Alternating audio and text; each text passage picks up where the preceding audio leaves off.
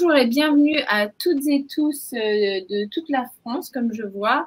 Donc ce soir, nous allons aborder le sujet du virage ambulatoire grâce à un plateau très multidisciplinaire, puisque l'objectif justement, c'est de parler de l'optimisation de la relation ville-hôpital et comment bien suivre les patients justement avec toutes ces innovations orales qui sont arrivées sur le marché pour la prise en charge des patients et comment optimiser le suivi. Donc, nous serons avec le docteur Ménossier, qui est pneumo-oncologue au CHRU de Strasbourg. Bonsoir, merci d'être avec nous.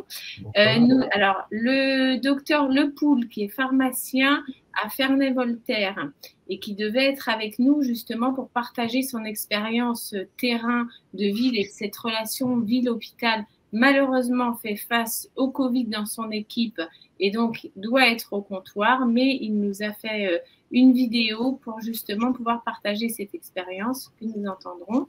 Nous aurons la chance aussi d'avoir une patiente qui va nous rejoindre pour justement nous parler en pratique de son expérience. Donc, Jeanne sera avec nous dans quelques instants.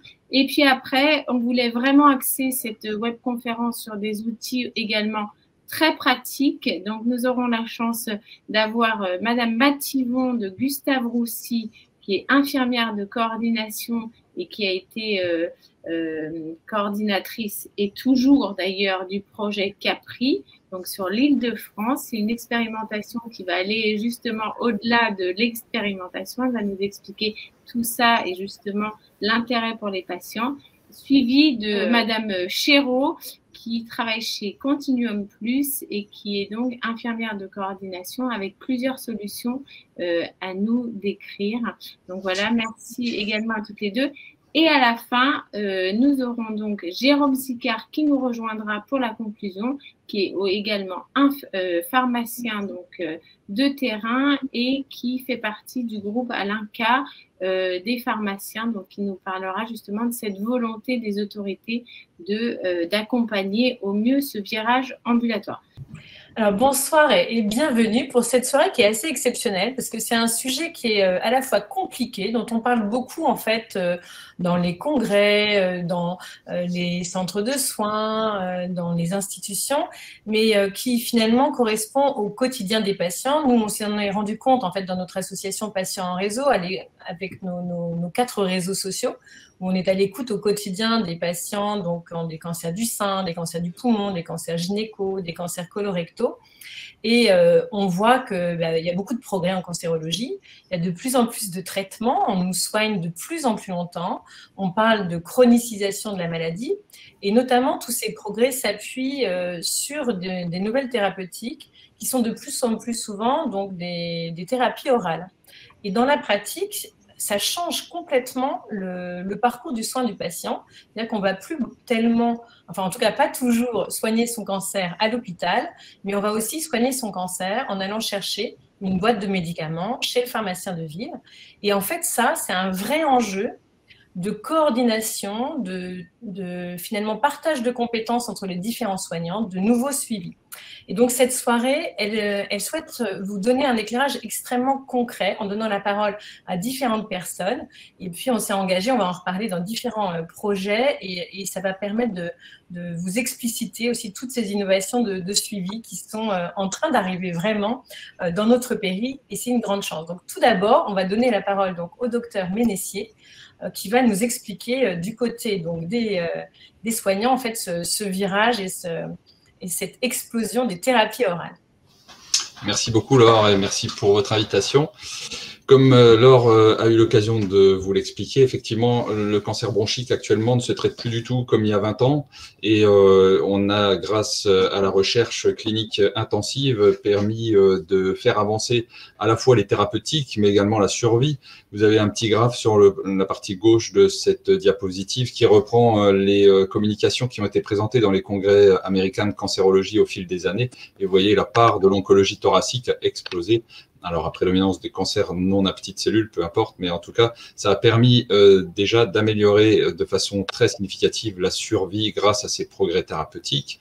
Et en pratique, ce qui a fait le plus avancer cette survie, et Laure en a déjà un petit peu parlé, c'est l'arrivée de ce démembrement moléculaire des tumeurs, c'est-à-dire d'aller rechercher des caractéristiques en biologie moléculaire sur chaque tumeur pour essayer d'identifier des cibles thérapeutiques potentielles.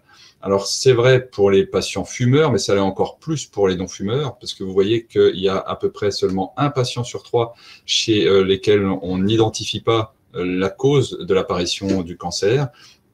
Chez 2 patients sur 3 environ, eh bien, on retrouve une anomalie moléculaire dont on va pouvoir se servir dans un grand nombre de cas comme cible thérapeutique, parce que non seulement ça explique l'apparition du cancer, mais ça explique la prolifération du cancer. Et la cellule est dépendante de cette anomalie pour sa croissance. Si on arrive à bloquer ce récepteur particulier, eh bien, on arrive à être très efficace sur le traitement du cancer. Et de fait, eh bien, la chimiothérapie ne constitue plus le traitement privilégié pour ces patients, et c'est un traitement par voie orale. Et si on prend par exemple les médicaments qui ciblent un des récepteurs qui s'appelle le GFR, eh bien on voit qu'au fil des années, il y a des molécules de différentes générations qui sont apparues, avec première génération, deuxième génération et même maintenant troisième génération. Et tous ces traitements ont des effets secondaires comme n'importe quel médicament qui s'améliorent un petit peu avec les générations successives, mais qui restent quand même, quand on regarde leur gravité globale, relativement fréquents, et qu'on ne peut pas négliger. On ne peut pas donner ces médicaments aux patients sans s'occuper de la gestion de la toxicité, parce que dans un certain nombre de cas, simplement en baissant la dose, eh bien, cette toxicité disparaît, ou dans un autre nombre de cas, eh bien, il faut associer des médicaments pour traiter les effets secondaires, et c'est quelque chose qu'il faut gérer rapidement pour ne pas handicaper trop le patient, parce que même si on a coutume de dire que c'est pas dangereux, que ça ne met pas la vie du patient en danger, eh bien, finalement, on voit qu'il y a des effets secondaires qui peuvent être très invalidants, avec notamment des troubles digestifs, des troubles cutanés, des ongles pathologiques, des yeux comme ça, ou des éruptions au niveau de la peau, qu'on ne peut pas laisser sans prise en charge. Alors bien sûr, la première solution, c'est d'essayer de communiquer avec les oncothoraciques pour essayer d'améliorer la formation et la prise en charge, mais ça ne résout pas tous les problèmes, et ça ne résout pas les problèmes de la ville notamment, puisque vous savez que ce qui est très difficile pour un pharmacien d'officine ou pour un médecin traitant, c'est d'obtenir l'information qui l'intéresse au moment où il a un patient qui est concerné par ce traitement, par cette maladie. Lorsqu'on regarde le nombre de cancers du poumon diagnostiqués chaque année par rapport au nombre de médecins généralistes qui sont installés, eh bien, c'est environ un patient tous les 2 ans qui vont être dans une patientèle, et le médecin généraliste ne peut pas suivre dans tous les organes tous les progrès thérapeutiques qui sont faits, et donc il est impossible, même avec les EPU, les enseignements post-universitaires que l'on peut faire le soir, que le médecin généraliste soit au fait des derniers progrès thérapeutiques. Et donc, ce qui est important de développer, c'est de donner l'information au médecin généraliste et au pharmacien d'officine au moment où il est concerné par un patient. Les besoins sont multiples, à la fois pour l'organisation des soins, on en a parlé, avec ce déficit de coordination entre l'hôpital et l'équipe de soins sur le terrain, l'absence de dossiers partagés, le fameux DMP qui ne fonctionne pas bien, et puis ces financements qui sont un petit peu problématiques pour optimiser cette communication entre l'hôpital et la ville. Le patient, lui, peut se sentir un petit peu isolé, puisque, comme Laure l'a dit, eh bien, les passages à l'hôpital sont de moins en moins fréquents, et ça, c'est plutôt mieux pour sa qualité de vie et puis pour profiter un petit peu du temps à domicile, mais ça peut générer des anxiétés de se retrouver tout seul avec des effets secondaires dont il ne saura pas si on va vraiment s'en occuper. Il y a un risque de fait de mauvaise observance, c'est quelque chose qui nous échappe totalement. On pense que les patients vont prendre le médicament, mais si les effets secondaires sont jugés trop importants par le patient, eh bien, il va trouver tout seul la solution et il va faire sauter des prises ou baisser les doses, etc., pour trouver ce qui lui convient le mieux. Et du coup, le risque de retard dans la prise en charge risque d'amener à un arrêt définitif du traitement, qui est pourtant une chance dans le malheur de la maladie, puisque d'avoir cette cible thérapeutique et d'avoir un médicament qui y correspond, eh bien, c'est vraiment une chance pour la suite. Alors, bien sûr, le but de cette coordination et de l'optimisation de cette coordination, c'est d'améliorer l'adhésion et l'observance du traitement, d'améliorer la qualité de vie et puis, de fait, la survie du patient parce que le traitement est administré correctement. Alors, vous savez, on est aussi dans une ère de transition dans la façon dont on prend en charge les patients. On est passé d'une médecine un peu paternaliste où on se mettait tous d'accord entre nous et puis une fois que la décision était prise, on allait voir le patient et puis on lui disait voilà ce qu'on pense être le mieux, etc. Et puis voilà, et vous faites comme on vous a dit. Hein.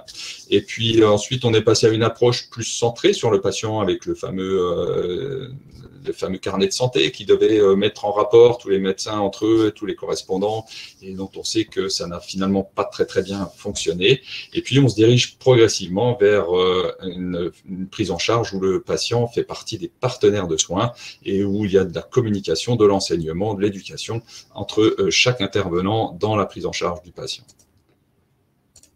Et ce qui répond parfaitement à tous ces besoins et à l'évolution de cette prise en charge au fil du temps, eh bien, c'est ces fameuses solutions connectées avec, par exemple, la solution de Continuum Plus Aquadome qui met au centre, en fait, cette solution qui va permettre de relier tout le monde autour du patient avec le médecin traitant et la pharmacie d'officine qui vont avoir des éléments transmis par l'établissement spécialisé qui va instaurer le traitement. Le pharmacien hospitalier va vérifier qu'il n'y a pas de contre-indication ou d'association des conseillers avec les médicaments. Et puis l'infirmière de proximité qui va colliger tout ce qui se passe à domicile et les rapporter sur une application et retransmettre en cas de toxicité toutes les données importantes pour la prise en charge la plus rapide possible et la plus adaptée.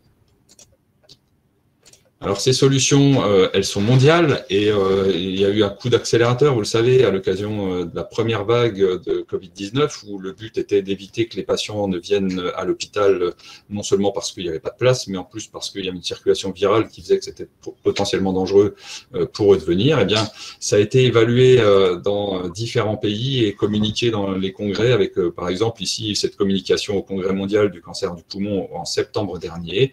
Et on a interrogé les patients et les médecins pour savoir leur ressenti par rapport à cette nouvelle façon de travailler avec ces solutions connectées.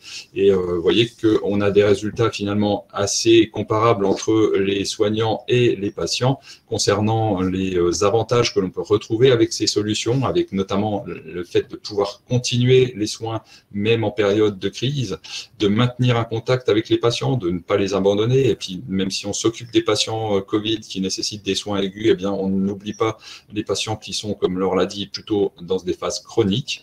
Et puis, la possibilité de toucher des patients qui sont éloignés finalement du centre de référence, qui vivent en milieu rural. Et ça améliore pour un certain nombre de soignants l'accès aux soins.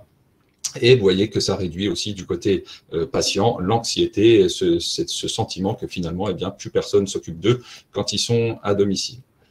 Alors bien sûr, il n'y a pas que des avantages, hein, ça serait trop beau. Quand on interroge les patients à travers le monde sur ce qu'ils reprochent à cette télémédecine, en quelque sorte, eh bien, il y a la perte du contact humain et de la relation humaine, et puis la perte d'informations que l'on peut avoir lorsqu'on est en face à face. Mais on voit que c'est très lié aussi à la culture, et que bien sûr les Américains du Nord ont moins de difficultés de connexion à Internet, mais que les Européens sont plus attachés à la relation interpersonnelle. Et donc, ces solutions n'apportent pas toutes les solutions, bien sûr. Et donc, juste pour conclure, eh bien, ce virage ambulatoire est en cours avec les thérapies anticancéreuses orales depuis plusieurs années. On l'expérimente et ces solutions viennent nous aider à gérer les toxicités. Elles sont tellement performantes et tellement prometteuses que probablement que des molécules intraveineuses vont faire l'objet d'intégration dans ces solutions. Et je pense notamment à l'immunothérapie et peut-être avec des perfusions même à domicile. Elles répondent à une grosse carence d'optimiser le lien entre la ville et l'hôpital qu'on entend dans les médias et auprès des autorités de santé depuis très longtemps, avec ce besoin d'informer le patient et l'interlocuteur au bon moment quand il a son patient à prendre en charge. C'est une aide majeure qui est apportée, en tout cas du côté hospitalier. On aura probablement le retour des patients et des soignants de terrain, mais bien sûr, ça ne règle pas tous les problèmes, même si ça les améliore considérablement. Merci beaucoup, docteur Ménossier. Ce que nous vous proposons, c'est de passer le message du pharmacien, le docteur Lepoul de Ferney-Voltaire, et puis ensuite, on aura donc une patiente qui nous rejoindra pour avoir une vision très terrain. Je vous laisse écouter la vidéo.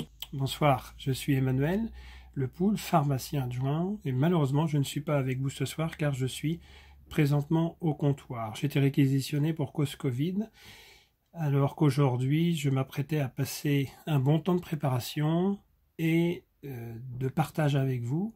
et surtout d'écoute pour apprendre des patients, des associations de patients et de tous les professionnels de santé impliqués dans le suivi des patients, dans cette grande ambition qu'est le virage ambulatoire et cette transition ville-hôpital ou hôpital-ville-hôpital. Voilà, aujourd'hui la frustration est très grande, ça aurait été une grande partie de mon propos, parce que nous sommes absolument bloqués dans notre élan. Pour ceux qui avaient initié un élan avant crise et qui ont vu passer les textes nous permettant de mettre en place les entretiens conventionnels, et pour ceux qui peuvent participer aux expérimentations, aux 2 expérimentations, article 51 pour le suivi d'initiation et des premières dispenssations des traitements de chimiothérapie orale en ville. La frustration est grande parce qu'on passe beaucoup de temps très éloigné de notre corps d'activité, et la frustration est grande de ne pas pouvoir donner le temps que l'on voudrait, même aux patients qui peuvent attendre dans des files qui sont devenus interminables entre des autotests, des vaccins. Tout ça c'est légitime, mais il y a une grande question de prioritisation certainement à revoir. Je vous souhaite donc une excellente soirée. Laure sait combien des pharmaciens sont légitimes aujourd'hui dans le suivi de ces patients et combien le pharmacien apporte dans le débat.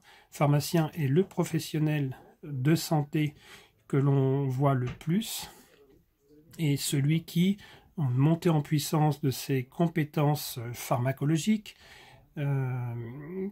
donne beaucoup d'écoute et d'information aux patients et est un élément de liaison important avec les autres professionnels de santé et certainement avec nos confrères hospitaliers.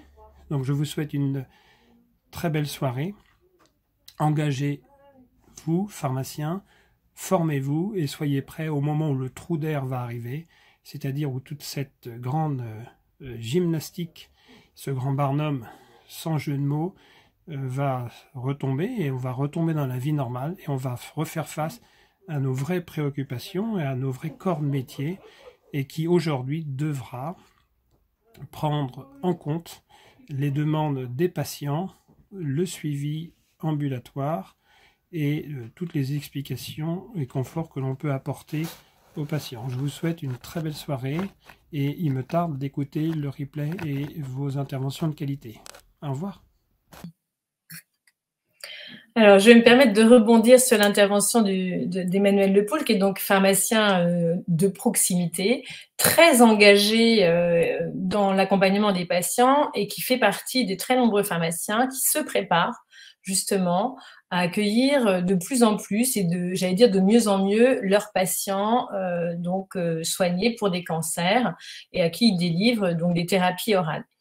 Et je pense qu'on peut tous avoir une pensée pour toutes les équipes de soins en général et d'officine en particulier qui sont effectivement actuellement débordées en raison, comme vous savez, des tests Covid, de toute cette suractivité qui n'arrête pas. Et puis, les équipes elles-mêmes sont touchées par ce virus. Donc, dans toutes les équipes de soins, il y a beaucoup de tensions, beaucoup de difficultés à maintenir en fait l'accueil des patients, à pouvoir tenir les fils d'activité. Donc, c'est l'occasion déjà de vous dire merci à tous et effectivement de reconnaître que ces pharmaciens sur le terrain aujourd'hui sont un petit peu privés de pouvoir mettre en place ces entretiens pharmaceutiques qu'ils attendent vraiment et pour lesquels ils sont très nombreux à se motiver, à se former. On va en reparler tout à l'heure.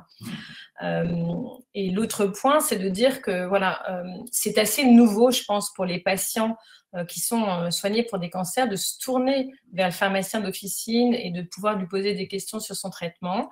Et je crois qu'il faut dire qu'aujourd'hui, ce sont des professionnels qui sont préparés, qui peuvent, en lien avec leurs pharmaciens hospitaliers, les oncologues, etc., et puis tout ce qui est mis en place dans instances professionnelles qui leur sont dédiées, ils ont tous les moyens de vous donner des informations précises sur comment prendre ces traitements, etc., en lien avec votre équipe de soins. Donc, c'est vraiment un nouvel acteur qui fait partie aujourd'hui du parcours de soins de nombreux patients cancer. Et alors, du coup, avec une petite transition, je vais me tourner vers Jeanne. Alors, Jeanne, on s'apprécie beaucoup, on se connaît à travers mon réseau cancer du poumon. Et donc, on a invité Jeanne à nous parler ce soir de son expérience, puisque voilà, Jeanne vit dans une belle région, mais en même temps pas tout près de la grande ville, comme on dit. Et donc, on souhaitait que tu puisses nous raconter ton histoire et puis petit à petit plusieurs questions pour qu'on vous éclaire de l'expérience patient avec une thérapie orale. Donc, bonsoir Jeanne. Est-ce que tu peux nous dire un peu d'abord ton histoire, comment tu es rentrée dans cette histoire de cancer? Alors, bonsoir à tous et merci Laure de m'avoir donné la parole, de m'avoir invitée. C'est un grand honneur et si je peux être utile ou apporter l'information, j'en serais très ravie. Donc, moi, j'ai été diagnostiquée en février 2019 d'un adénocarcinome bronchique métastasé. Donc, avec mutation EGFR.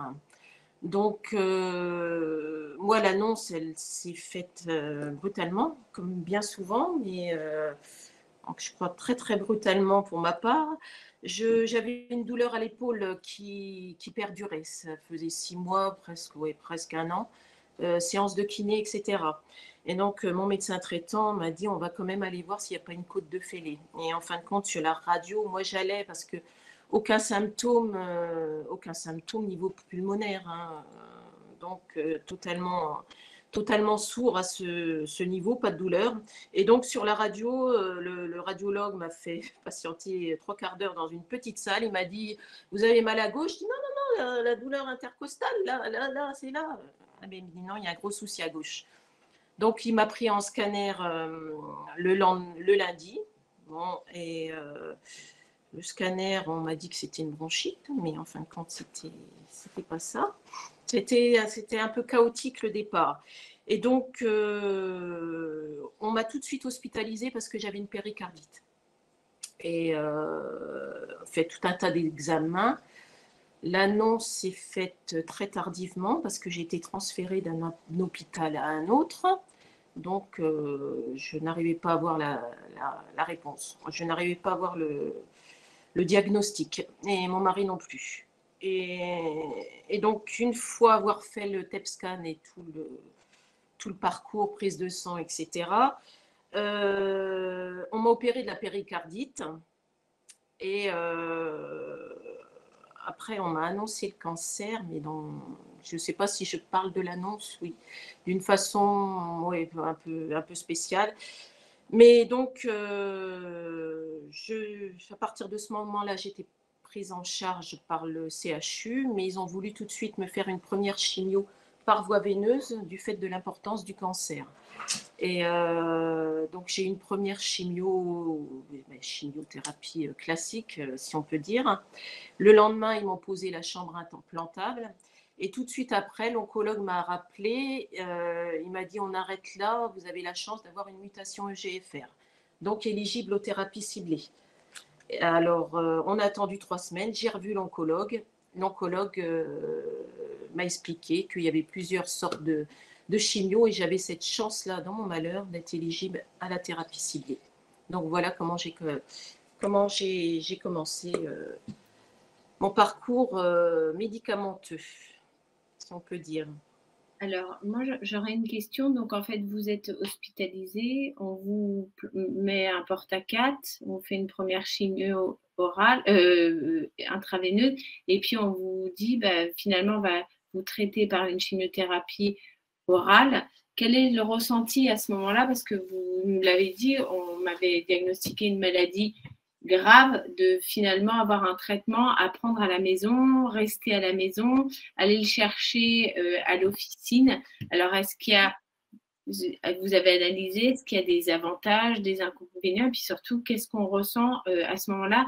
Le docteur Ménessier évoquait tout à l'heure le suivi très rapproché ou l'isolement, etc.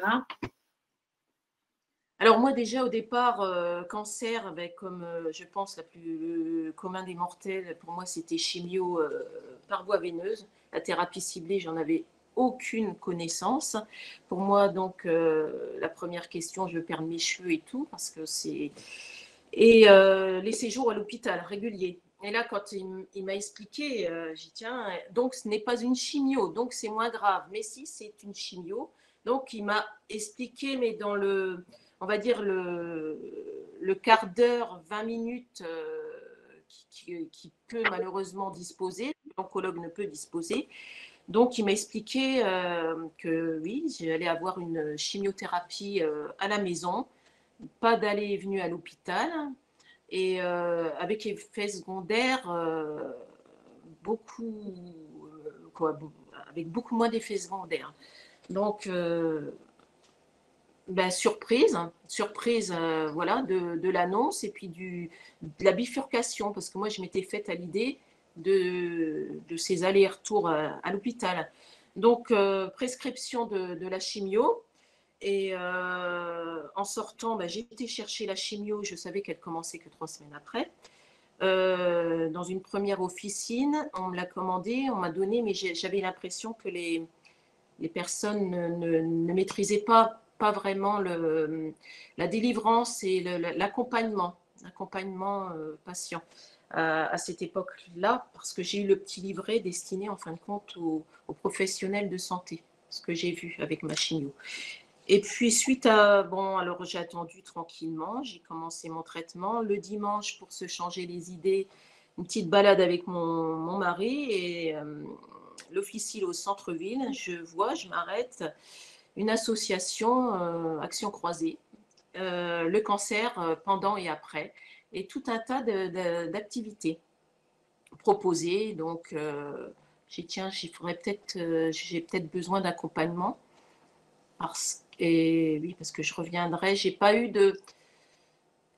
on m'a pas donné de liste de personnes à contacter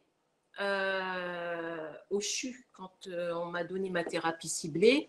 On m'a donné un numéro de téléphone de personnes, d'infirmières référentes si j'avais des soucis, mais j'ai eu beaucoup de mal à les joindre. Mais je n'ai pas eu de petits carnets avec si vous avez telle patho, vous pouvez vous rapprocher de tel médecin, etc.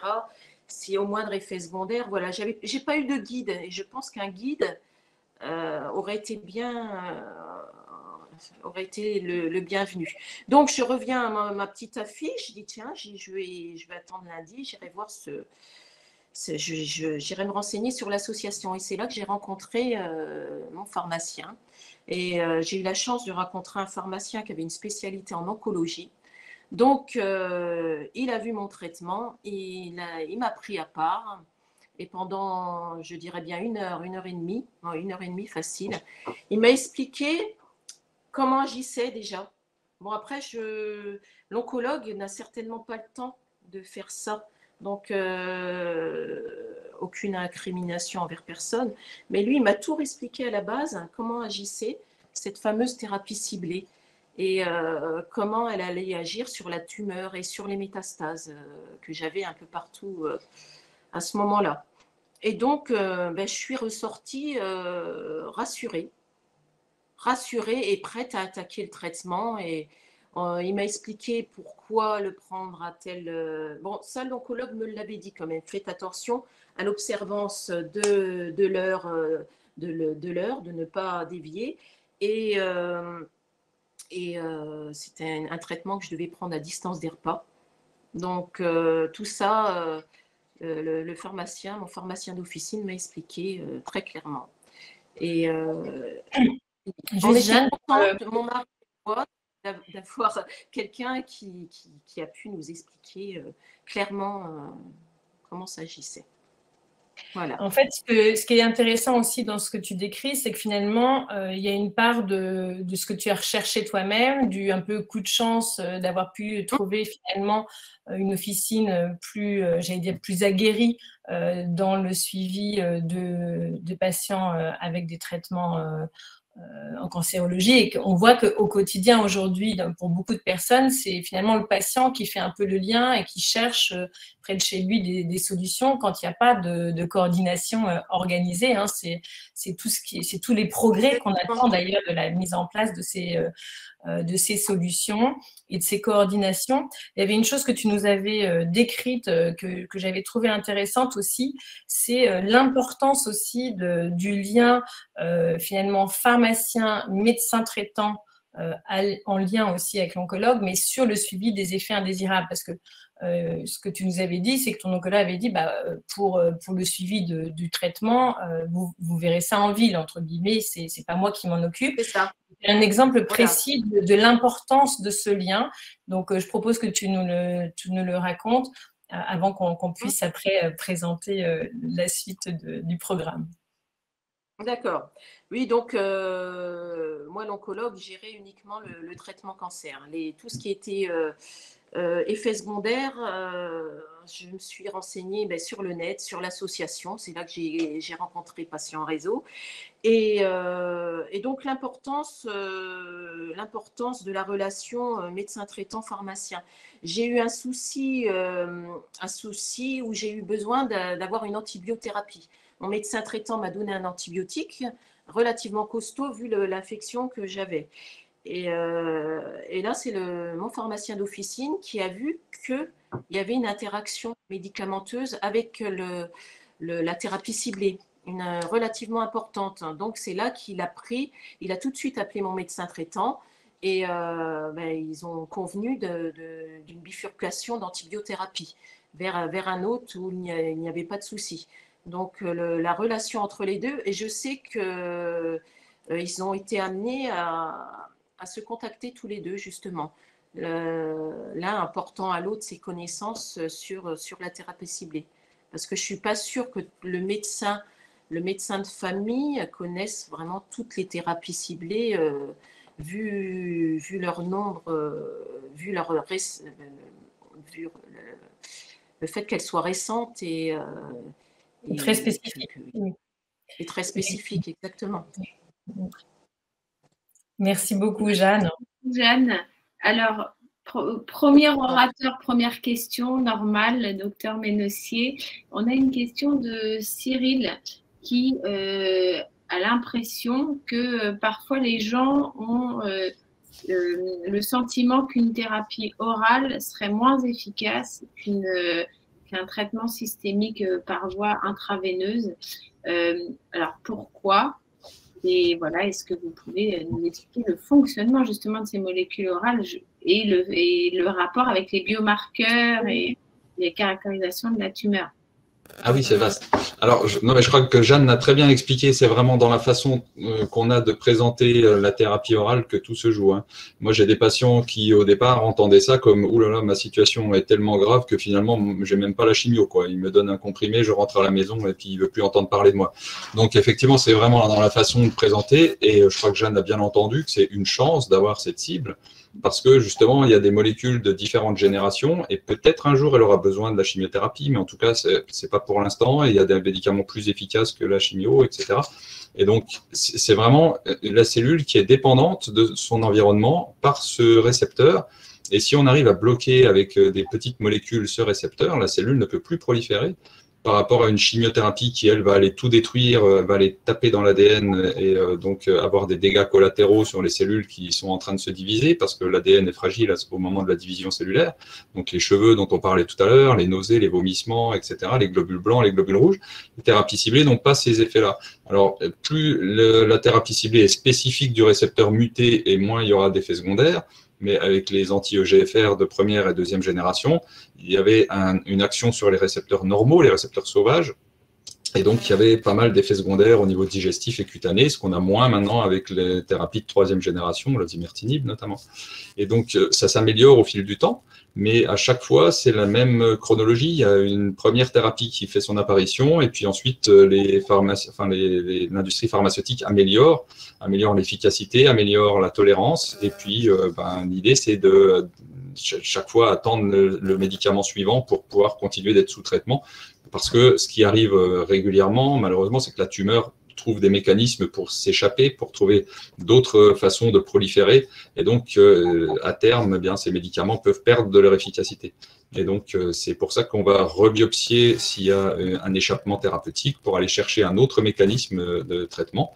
Et donc, on a des gens qui enchaînent les thérapies ciblées et qui n'ont pas de chimiothérapie depuis des années.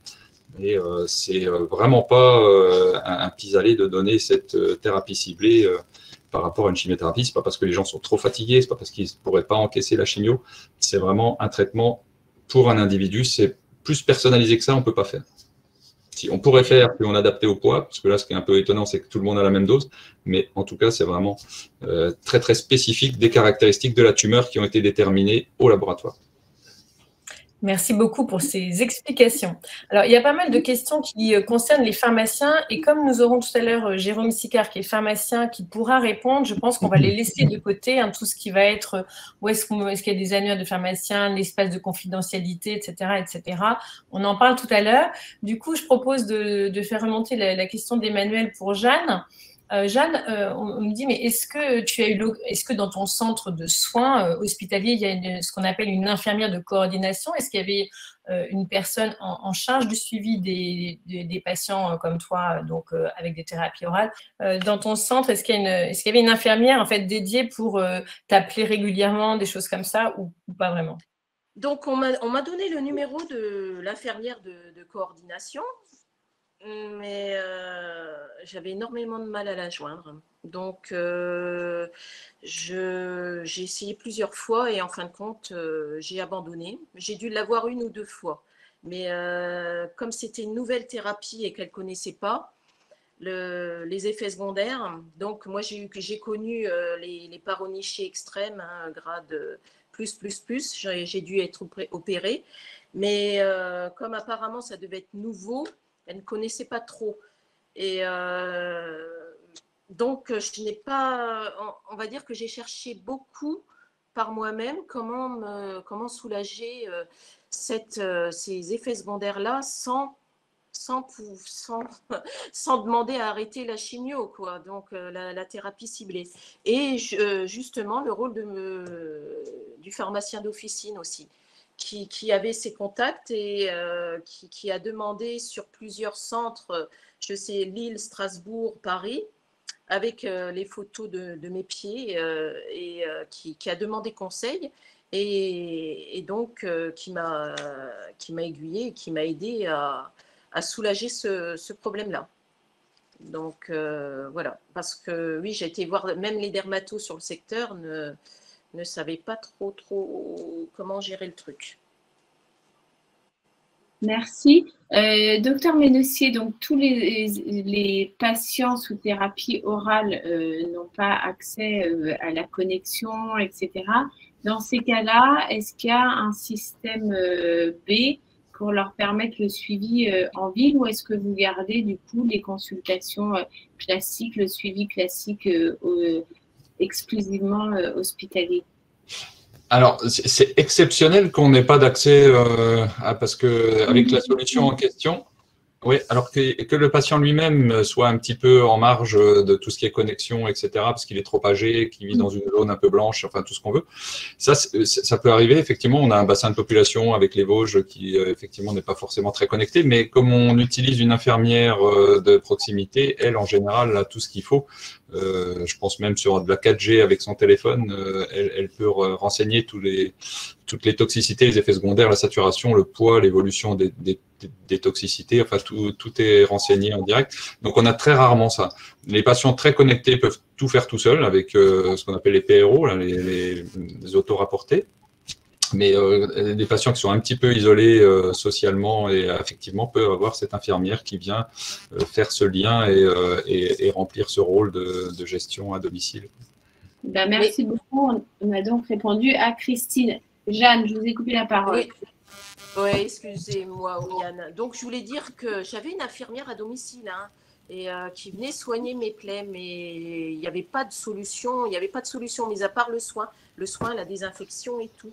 Et je n'avais pas cet ensemble de personnes qui, les sachant autour de moi, mis à part mis à part, oui, l'infirmier. Si l'oncologue m'a trouvé quand même à la fin un chirurgien qui acceptait de m'opérer pour éviter de changer une thérapie qui marchait, pour éviter de griller des cartouches. Mais ouais, j'ai manqué je pense, d'une aide, d'un groupement comme ça, de personnes sensibilisées vraiment aux effets secondaires. Et j'ai trouvé sur Patient en réseau, sur MRCP, mon réseau cancer du poumon, réponse par l'intermédiaire de patients qui avaient déjà eu la thérapie ciblée et qui avaient trouvé certains systèmes D pour soulager les douleurs et les plaies. Merci beaucoup, d'où l'important justement des réseaux et d'échanger entre patients, ce qui est très important. Sans transition, donc on va passer à des solutions très pratiques. Justement, j'ai beaucoup aimé ce concept de patient partenaire et on va voir justement comment les deux solutions ont permis de mettre le patient en tant que partenaire autour de tous ces écosystèmes. Alors, ce soir, on a fait le choix, bien sûr, de présenter deux solutions. Il en existe de nombreuses, MoveCare, Vic, etc. Mais nous avons la chance donc d'être accompagnés de Madame Mathivon. Donc, je vous laisse la parole. Ah, pardon. Excusez-moi, mais je profite quand même de l'occasion pour passer quelques messages. Non, en fait, je voulais juste rappeler que quand même notre association est vraiment engagée sur ce sujet depuis des années. Et je pense que cette soirée, elle est aussi l'occasion de souligner des travaux qui ont été inspirants pour de nombreux acteurs. Et notamment, je pense qu'on ne peut pas ne pas citer ce soir Cancer ad Homme, qui a été un programme extrêmement intéressant qui a permis d'inspirer finalement beaucoup d'innovations dont on va parler ce soir. Et l'idée de ce projet, c'est que ça avait été justement d'aller sur le terrain, dans toute la France, avec une méthodologie originale, écouter les patients dans différentes pathologies, écouter les soignants pour mieux appréhender finalement ce que Jeanne nous a décrit ce soir dans sa participation. C'est-à-dire que finalement, si on laisse le patient tout seul, il va pouvoir se débrouiller, mais ça dépend beaucoup de finalement avec qui il va interagir comme soignant, quelle propre force il a pour réaliser ce suivi. Et comme tu le décrivais, Jeanne, il y a vraiment l'idée de se dire si on fait une coordination des soignants en amont, si on permet, et le docteur Ménissier le disait très bien, si finalement on permet d'informer les soignants de ville au bon moment pour le bon patient, autour d'une thérapie extrêmement pointue qui n'est absolument pas utilisée fréquemment en ville, on va en fait grandement améliorer les choses. Et c'est tout l'intérêt de ces différents programmes qui sont en expérimentation depuis un certain temps. Et notre association a participé notamment à un défi santé numérique où il y avait eu cette idée d'écouter les soignants de l'hôpital, de la ville, les associations de patients, de présenter tout ça à des innovateurs, des créateurs de solutions pour justement, j'allais dire, participer à développer tout ça. Et ce qui est très intéressant dans les deux solutions qu'on a décidé de mettre en valeur ce soir, c'est aussi toute la démarche de valeur, de caractériser la qualité de ces suivis, qu'est-ce que ça apporte, puisque dans le monde des soignants, il faut quand même savoir que tout doit être prouvé. Donc là aussi, on ne fera pas de suivi si ça ne sert pas vraiment à quelque chose. Et voilà, c'était juste que je voulais rajouter ça, parce que ce n'est pas si souvent que les associations ont la parole, alors pour une fois, je la prends. Donc, Madame Mathivon, à vous. Excusez-moi pour le petit ton. Non, mais c'est une association très importante, donc c'est important que vous en parliez. Donc, moi, je suis Delphine Mathivon, je suis infirmière donc, sur le projet Capri, donc il y a un projet qui a été mis en place avec Gustave Roussy. Donc, ça, c'est les personnes qui ont pu financer le projet, donc c'est pas négligeable de leur rendre un petit hommage ici. Donc, ce qu'on a dit, et comme l'a très bien dit aussi le docteur Ménessier, en fait, c'est qu'effectivement, il y a eu l'arrivée des thérapies orales qui a été assez impressionnante, avec beaucoup de molécules complètement différentes, avec des spécificités très particulières au niveau des effets secondaires, qui ne sont pas forcément des effets secondaires qui sont majeurs, mais qui peuvent l'être aussi. avec des effets secondaires qui peuvent entraîner des hospitalisations, des arrêts de traitement. Donc, ce n'est pas qu'un comprimé à prendre à la maison, c'est beaucoup de choses. Et puis, ce qui ne les rend pas les plus simples non plus, c'est qu'effectivement, c'est des traitements qu'il faut prendre d'une certaine façon, certains jours du mois, d'autres en fonction des repas, en fonction d'autres médicaments aussi. On a vu qu'il y avait pas mal d'interactions. Donc ça fait partie voilà, du lot du traitement oral.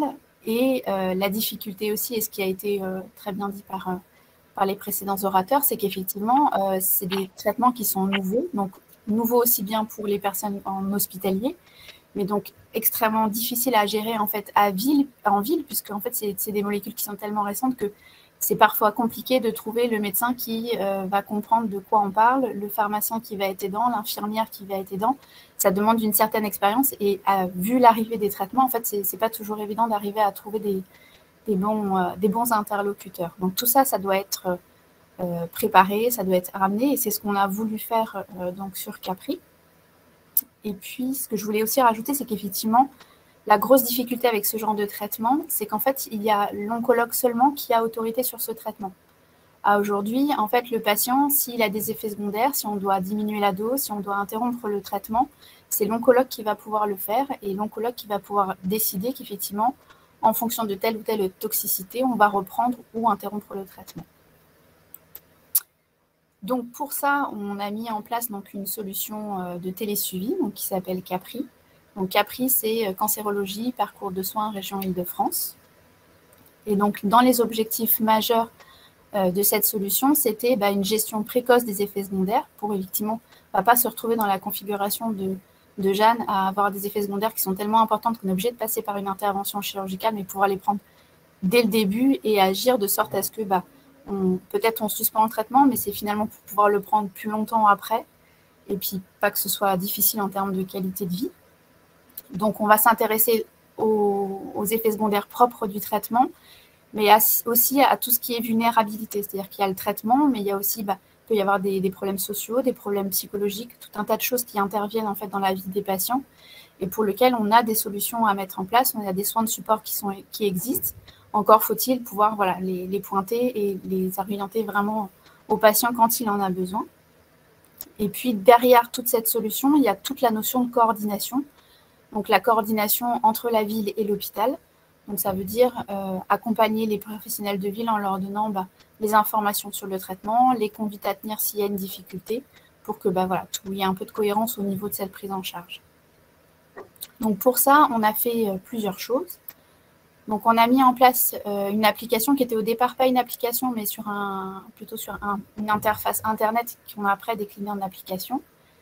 Où dedans, donc le patient a une possibilité d'interagir avec nous avec une messagerie sécurisée et puis d'enregistrer quelques données de suivi qui vont, en fonction des données de suivi, générer, nous, des alertes directement sur notre plateforme Internet. Et donc, par exemple, s'il y a une majoration de la douleur, une apparition de fièvre, ça va nous donner directement un signe du côté infirmier. Il y a aussi donc, les différents annuaires avec les professionnels qui vont interagir autour de ce patient, la possibilité de stocker un certain nombre d'informations de façon sécurisée, puisque donc, ça fait partie des outils où on est vraiment sûr de la sécurisation. Et puis, il y a aussi un endroit où il va pouvoir trouver des informations, donc aussi bien des informations sur le cancer, mais aussi bien les informations sur le traitement, avec un répertoire avec des associations qui peuvent lui être utiles, les soins de support, et puis aussi on va transmettre à travers ce média des informations plus pertinente, c'est-à-dire que le patient qui va se retrouver à un moment donné avec un problème de diarrhée, on va lui transmettre une information par rapport à la diarrhée qu'il vit à ce moment-là, avec des conseils diététiques, enfin voilà, tout un tas de choses qui sont pertinentes pour lui à ce moment-là. Et puis, donc, Capri, c'est aussi donc, des infirmières de coordination, donc ma collègue Adeline, très jolie, qui, donc, avec moi, en fait, on était donc 2 infirmières dédiées vraiment au suivi des thérapies orales. Donc, avec des suivis téléphoniques programmés, on a appelé les gens de façon régulière, avec un timing qui était déjà bien ponctué. Et puis, la possibilité d'avoir une ligne directe. Donc, les patients pouvaient nous appeler et arrivaient à nous appeler. Donc, c'était assez pratique de ce côté-là. Et voilà. Donc après, au niveau des effets secondaires, quand il y avait une information qui émanait, donc elle peut émaner à la fois du patient, à la fois du professionnel de ville, et en fonction donc de cette information, on va nous la traiter, et en fonction du type d'effet secondaire, on va regarder si effectivement c'est quelque chose qui peut être traité en ville, quelque chose qui peut juste solutionner par un simple conseil. Donc si c'est un simple conseil, on transmet les informations. Si c'est en ville, s'il y a besoin effectivement d'avoir un examen clinique, parce que la difficulté de ce traitement, c'est que le patient ne revient pas tous les 4 matins donc, en hospitalisation ni en consultation. C'est aussi l'intérêt. Et donc, s'il y a besoin, on organise donc, avec le médecin traitant, avec une infirmière libérale, si on voit que les choses sont trop compliquées à gérer pour le patient.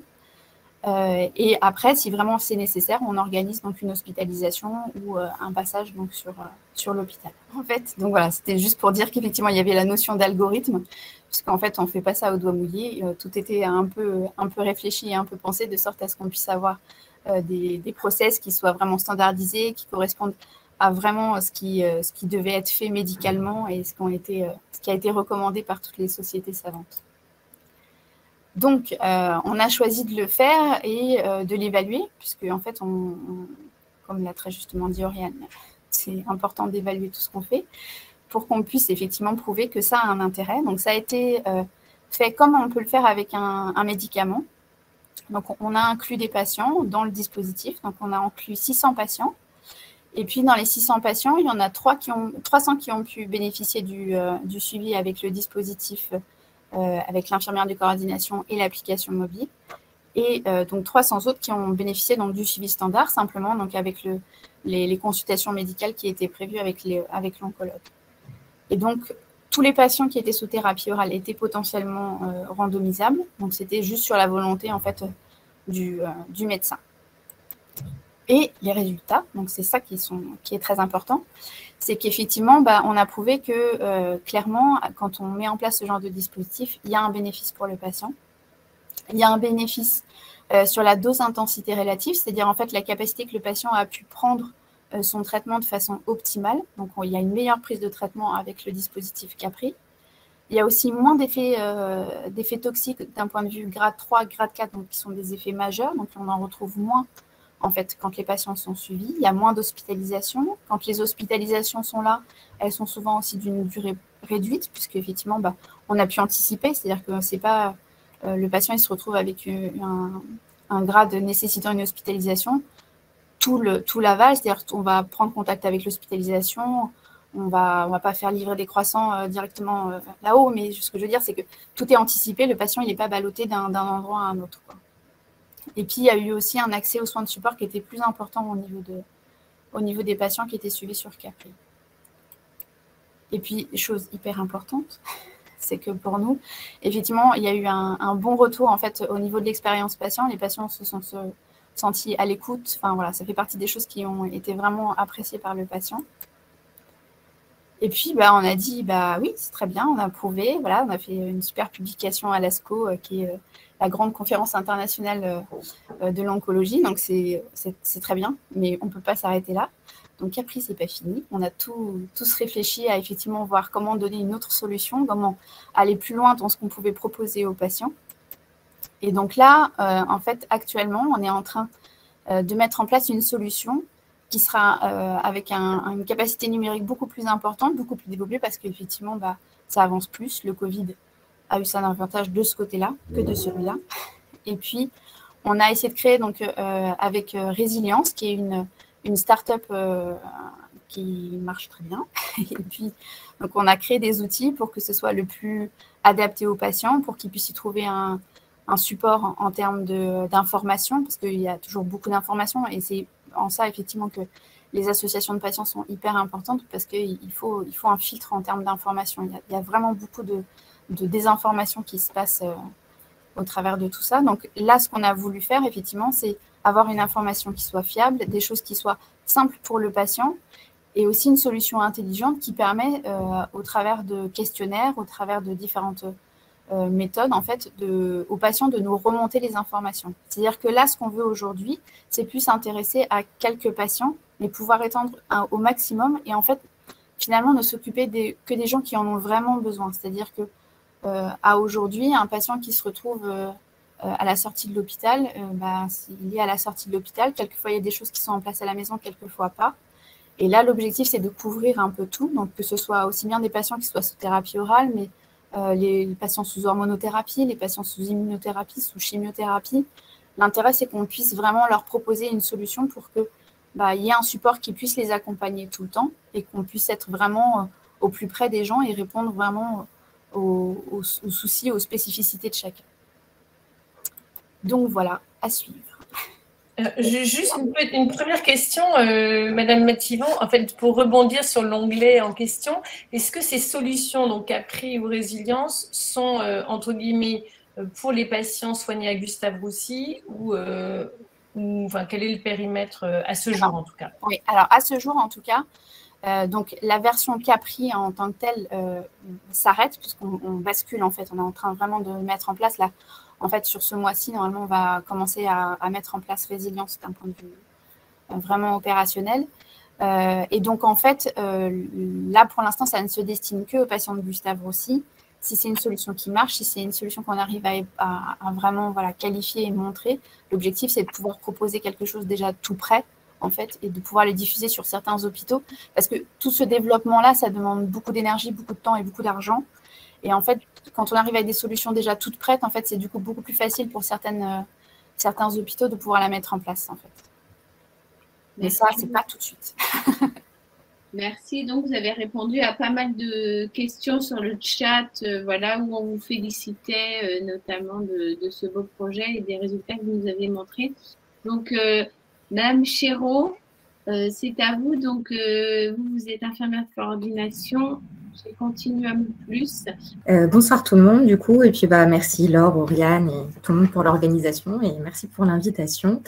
Donc, du coup, moi, je suis Flora, infirmière de coordination chez Continuum Plus et donc, je vais vous présenter les diverses solutions qu'on a pu déployer et puis avec un focus un peu principal ensuite sur la solution Aquadome.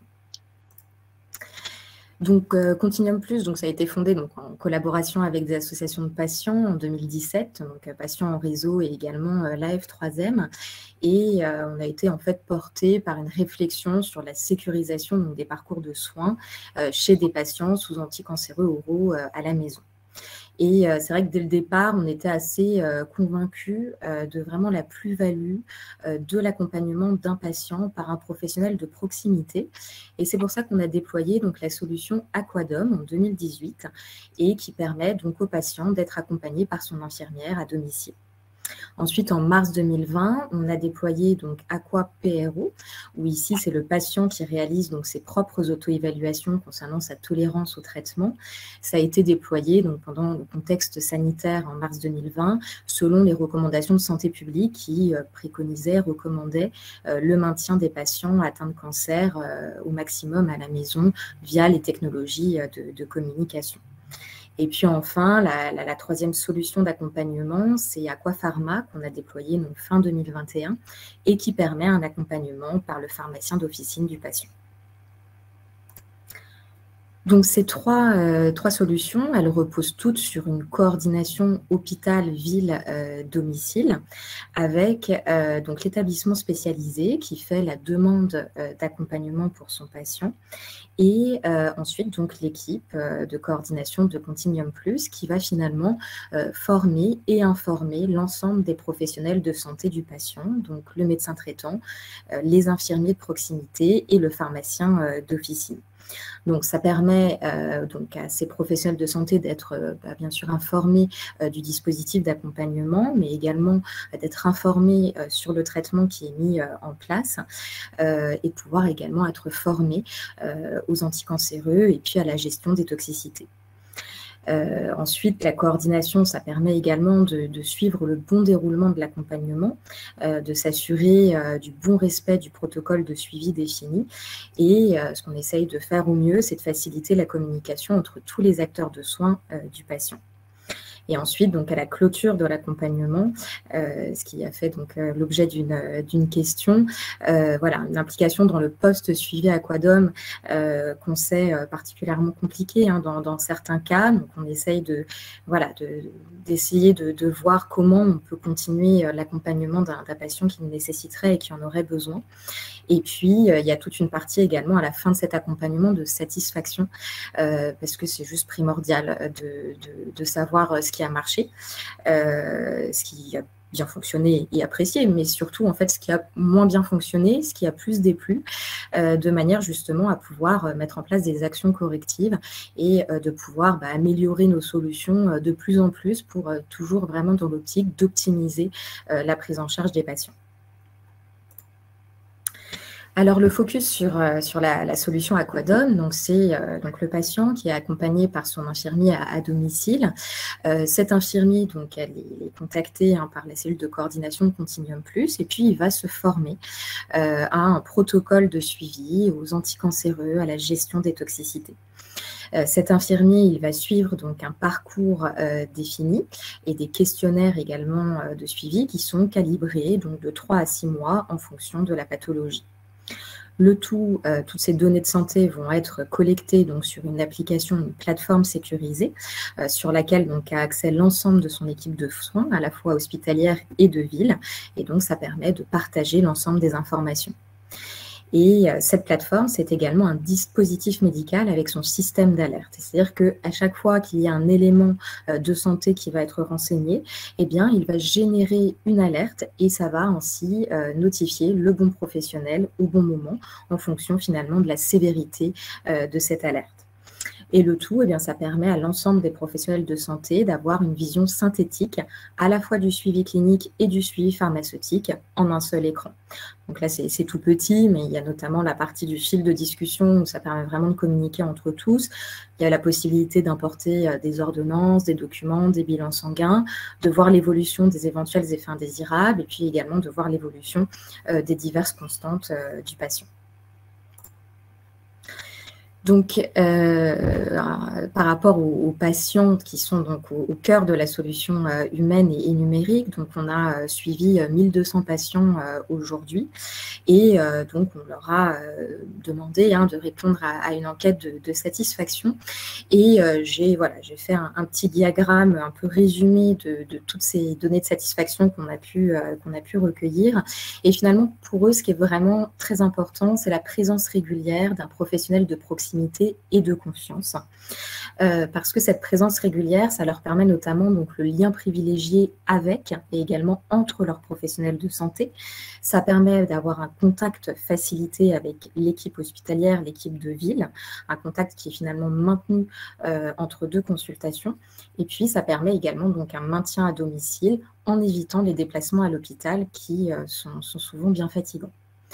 Cette présence régulière, ça permet aussi d'avoir cette humanité, cette écoute, cette empathie, et ça permet vraiment un soutien moral essentiel. Ce qui va ressortir beaucoup dans l'enquête de satisfaction, c'est vraiment le sentiment qu'on prend soin d'eux. Et puis, ce qui me fait penser au témoignage de Jeanne tout à l'heure, qui disait avoir pas mal de questions par rapport à ces traitements, par rapport à la gestion des toxicités. Et c'est souvent ce que les patients nous disent, que les questions viennent après, en fait, les consultations. Et bien, avec cette infirmière, du coup, qui est formée, ça leur permet donc d'avoir des réponses à leurs questions, des explications, des conseils. Et donc, ils se sentent guidés, accompagnés, et puis vraiment, avec leur autonomie qui est valorisée, ils deviennent petit à petit vraiment les acteurs de leur prise en charge. Donc, globalement, ça permet un suivi rassurant, sécurisant pour le patient. Ça permet également une amélioration donc, de l'observance et de l'adhésion thérapeutique avec moins de 2% de mauvaises observances. Et puis, une amélioration de la qualité de vie avec moins de 5% de grades élevés 3 et 4 d'effets indésirables. Donc, l'importance de cette présence régulière d'un professionnel de santé, elle a été aussi mise en avant donc, par une étude qui a été réalisée par l'association Patients en réseau auprès donc, de 176 patients atteints d'un cancer du sein. et qui sont répartis donc en 3 groupes. Le premier groupe, donc, c'est des patients qui sont suivis par Aquadome, donc avec leur cabinet infirmier habituel. Un deuxième groupe qui est suivi par une application mobile et un troisième groupe de patients qui sont suivis donc par téléphone. On leur a donc proposé un questionnaire en ligne, ils ont répondu, il y a eu de nombreuses questions posées. Et puis ce soir, je vous en partage 2 particulièrement. La première question, c'est on leur a demandé finalement à quel point vous êtes senti soutenu et réconforté par la solution d'accompagnement et à quel point vous êtes senti en sécurité via cette solution d'accompagnement.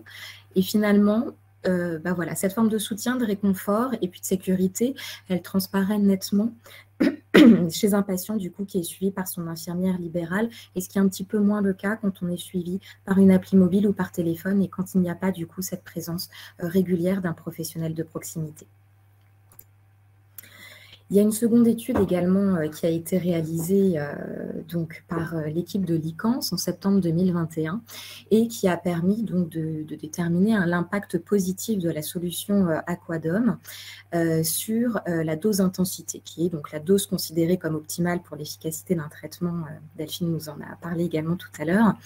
Et donc finalement, ça a montré que plus de 2/3 de la population étudiée, qui étaient des patients atteints de cancer rénal métastatique, et qui prenaient diverses thérapies orales, eh bien, ils ont maintenu une dose d'intensité plus élevée que dans la littérature, avec moins d'effets indésirables de grade élevé et puis moins de réduction de dose également. On a également donc le retour des soignants donc, hospitaliers avec 100 oncologues prescripteurs, 50 IDEC IPA impliqués. Dans l'enquête de satisfaction donc, qu'on leur a proposé, ce qui ressort dans cette enquête, c'est vraiment cette combinaison de la présence d'un professionnel de santé de proximité en association avec un outil complet et facile d'utilisation. Pour l'équipe hospitalière, ça permet donc ce suivi clinique et pharmaceutique en un seul coup d'œil, que j'ai brièvement abordé tout à l'heure, et puis également des interactions adaptées avec le bon professionnel, en termes de moments, de fréquence, et puis également de contenu. Et le tout, ça permet d'avoir une meilleure accessibilité à des documents, donc des ordonnances, des bilans sanguins, des photos, et une détection et gestion précoce des effets secondaires par les professionnels de santé de ville. Ça permet de gagner du temps, d'être mieux organisé, d'améliorer la prise de décision et forcément globalement d'améliorer la prise en charge du patient. Les soignants de ville, donc au cœur de la solution humaine et numérique, aujourd'hui on a 800 médecins traitants impliqués, 300 pharmaciens d'officine et 1300 infirmiers libéraux. Ce qui va ressortir de leur enquête de satisfaction est exactement ce que disait Bertrand tout à l'heure sur la difficulté de connaître toutes ces thérapies orales qui peuvent sortir sur le marché par le médecin traitant ou le pharmacien d'officine. Là, ça leur permet d'avoir cette information au bon moment, d'avoir la fiche traitement qui leur fait le topo justement sur cette molécule. Et puis d'avoir cet outil complet, facile d'utilisation, avec un suivi régulier du patient et puis une réactivité des différents professionnels. Ça leur permet donc des échanges facilités avec le patient et l'équipe de soins. Les infirmières libérales sont formées, les médecins traitants, les pharmaciens aussi, mais parfois il n'y a pas forcément la réponse à toutes les questions. Donc ça permet de poser ces questions aux spécialistes qui a accès sur cette plateforme et qui du coup peut répondre s'il y a des doutes qui proviennent donc de la ville. Et puis ça leur permet également donc d'avoir un accès rapide aux informations concernant la prise en charge du patient. Ça permet de valoriser le rôle des soignants de ville, de leur redonner cette place qui est centrale qu'ils ont à jouer donc, dans la prise en charge de ces patients sous anticancéreux à la maison. Ça permet de redonner également de la place au rôle relationnel des soignants de ville. Et puis, ça permet donc de faciliter le suivi des soins à domicile et puis d'avoir une réaction décisionnelle qui est plus rapide en cas de problème. Et puis, pour finir, donc Continuum Plus a obtenu un article 51 Aquadome Picto en juillet 2021, donc qui permettra donc de réaliser donc une expérimentation sur 3 ans dans la région Grand Est. L'objectif de cette expérimentation, c'est de démontrer l'impact médico-économique positif de cette solution afin que ça puisse rentrer dans le droit commun et pour que le maximum de patients puissent en bénéficier. Et puis, nouvelle innovation également, c'est la plateforme autonome, donc à destination des professionnels de santé hospitaliers, qui est donc une plateforme numérique de coordination et de télésuivi, tout cancer et toute thérapie, et qui permettent donc vraiment une certaine autonomie dans le suivi des patients pour les professionnels de santé hospitaliers. Merci beaucoup pour votre attention. Merci beaucoup pour vos présentations. Est-ce que, Flora, tu pourrais expliquer en quelques mots ce que c'est qu'un article 51? On peut le faire ensemble, parce qu'on est plusieurs co-porteurs autour de la table. Mais j'allais dire plus globalement, un peu partout en France, je pense qu'il y a des patients aujourd'hui et demain à qui on va parler de nouvelles propositions dans le cadre d'article 51. Donc, ça a été l'objet de notre newsletter de nouvelle année. Donc, je remettrai le lien dans le fil si ça vous intéresse de retrouver quelques écrits. Mais en 2 mots, est-ce que vous pouvez les uns et les autres nous dire ce que c'est qu'un article 51, ce que ça va apporter aux uns et aux autres pour justement faire avancer ces solutions de suivi qui sont extrêmement intéressantes, qui sont diverses, puisqu'il n'y a pas qu'une solution, il n'y a pas qu'un type d'hôpital. Donc, en fait, chaque équipe, chaque centre, chaque région va... mais l'idée, en tout cas, c'est que pour les patients, il y ait des solutions comme ça qui se développent et qui soient utilisées, parce que c'est un vrai bénéfice. Donc, je vous laisse répondre.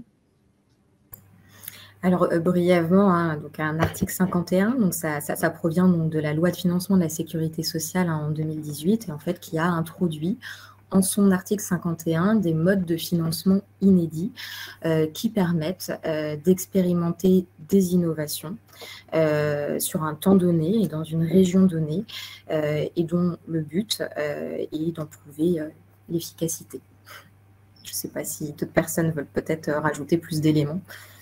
Non, je crois que c'est exactement ça. C'est pour essayer de promouvoir un peu l'innovation et puis d'arriver à financer en fait des techniques qui apportent un plus. Et je crois que c'est très bien résumé. Ouais.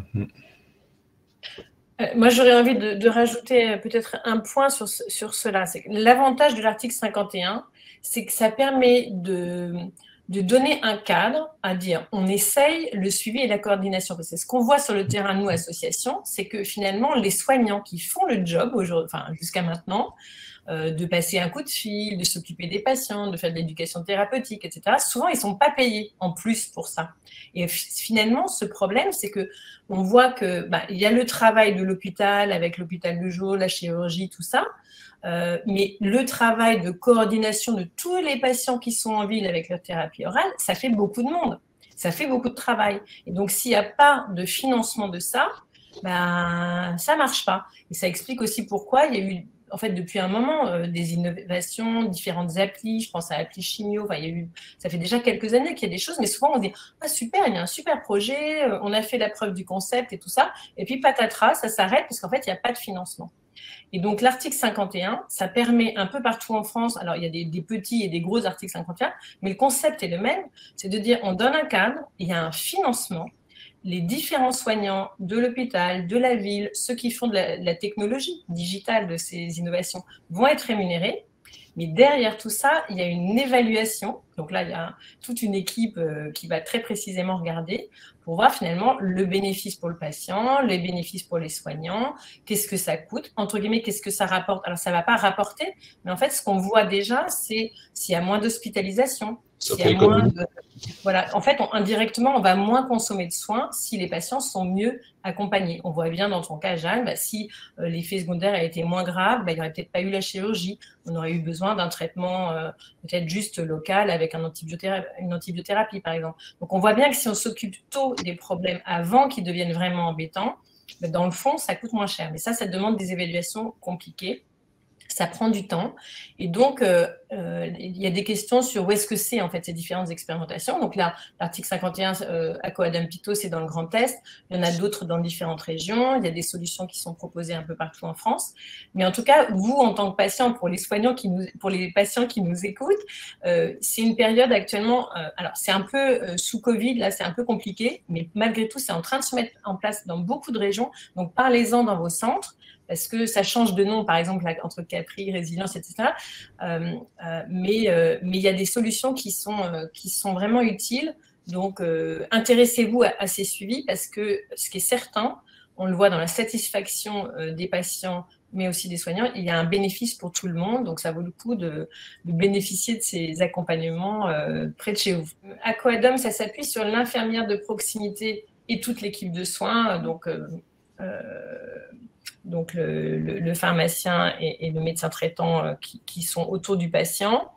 Et donc, est-ce que Aquad Pharma s'est déjà un petit peu démarré puisque ça va s'appuyer sur les fameux entretiens pharmaceutiques dont Emmanuel Lepoul voulait parler ce soir. Et peut-être que Jérôme Sicard devrait nous rejoindre d'ici quelques minutes pour...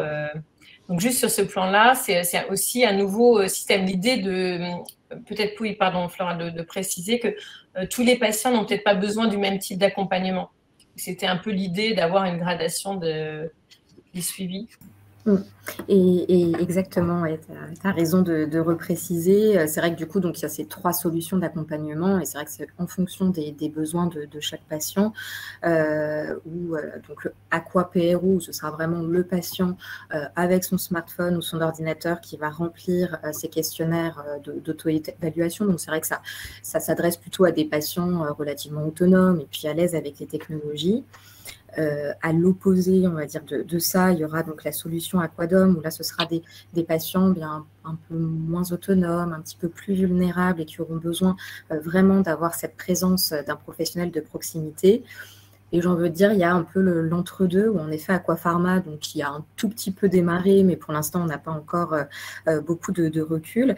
Et ça, donc, du coup, c'est sur 3 mois, où là, c'est le patient qui se déplace à sa pharmacie d'officine et qui va avoir des entretiens pharmaceutiques avec son pharmacien habituel. Donc, voilà, on peut voir ça au niveau des critères d'inclusion.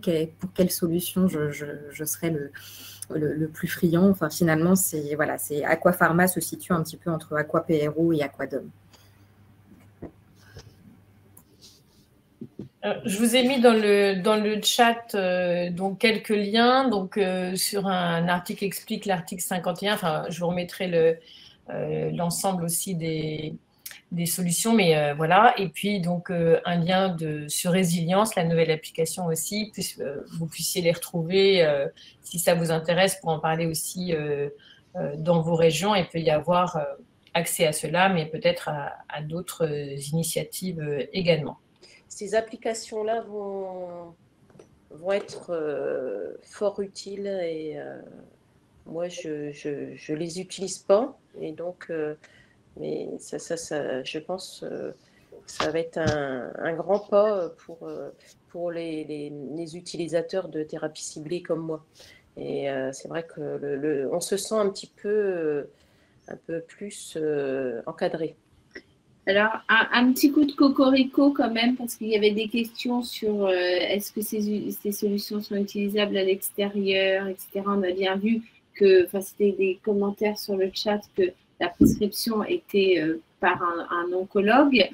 Et on a vu aussi par le docteur Ménossier qu'il y avait eu des études qui avaient été menées justement pendant la période du Covid et rapportées. Est-ce que les Capri, les Continuum Plus ont des petits cousins à l'étranger ou est-ce que la France est très en avance sur ce type d'innovation? Alors, il y a des petits cousins. On ne connaît pas tous les petits cousins parce que c'est une grande famille.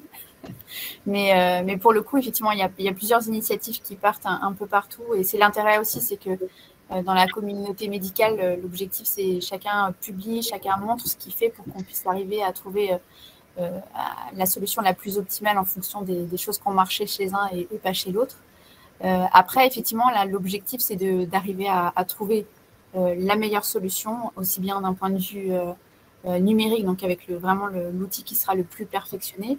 Et après, avec qu'est-ce qu'on fait derrière? Est-ce qu'il y a besoin d'une infirmière? Est-ce que ça sera, comme on peut le voir avec Atom, ou bien une infirmière libérale, ou bien un pharmacien? Voilà, il y a plusieurs solutions qui se mettent en place.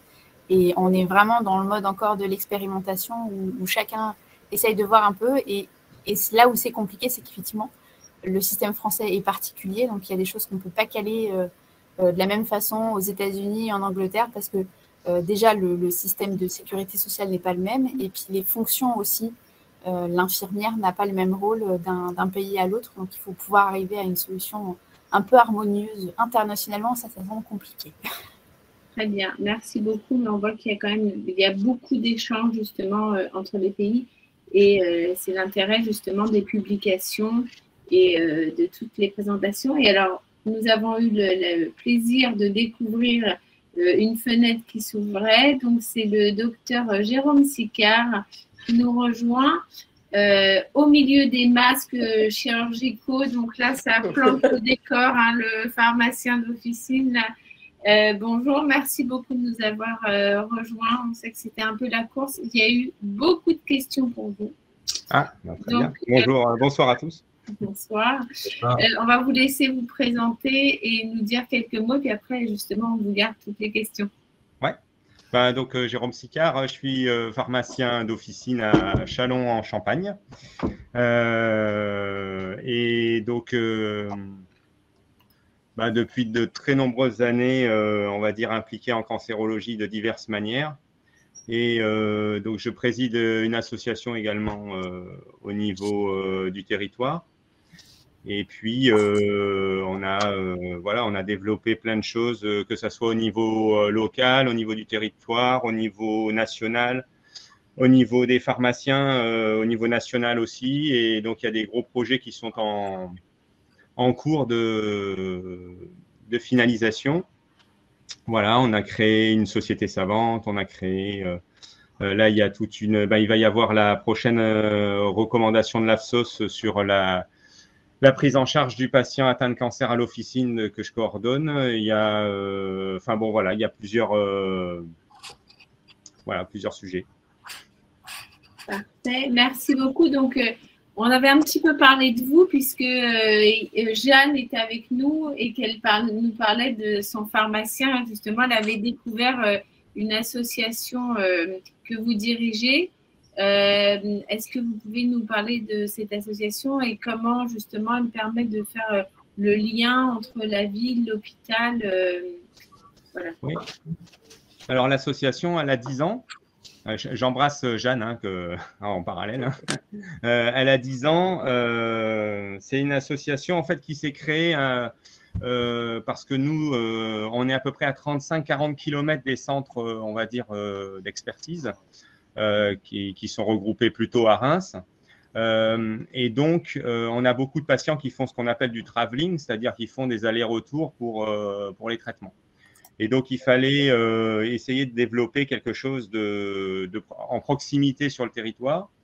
Et donc, c'est une association complètement bénévole et qui avait une spécificité il y a 10 ans, c'est qu'elle regroupait à la fois des professionnels de santé, des patients, du grand public et surtout des professionnels tout court. C'est-à-dire qu'on avait des coiffeuses, esthéticiennes, éducateurs physiques qui faisaient partie de l'association. Et donc, à partir de cette structuration, on a, bien sûr, on amène de l'information, des activités pour les personnes qui souhaitent y participer. On a des créneaux d'activité physique adaptés, on a des créneaux art bien-être, on a de la réflexologie, on a de la sophro, on a plein d'activités, mais surtout en 10 ans, on a développé, construit un répertoire de soins de support, en fait, qu'on a livré cette année avec la mise en place des annuaires de soins de support au niveau des régions et au niveau des réseaux régionaux. En fait, on a donné on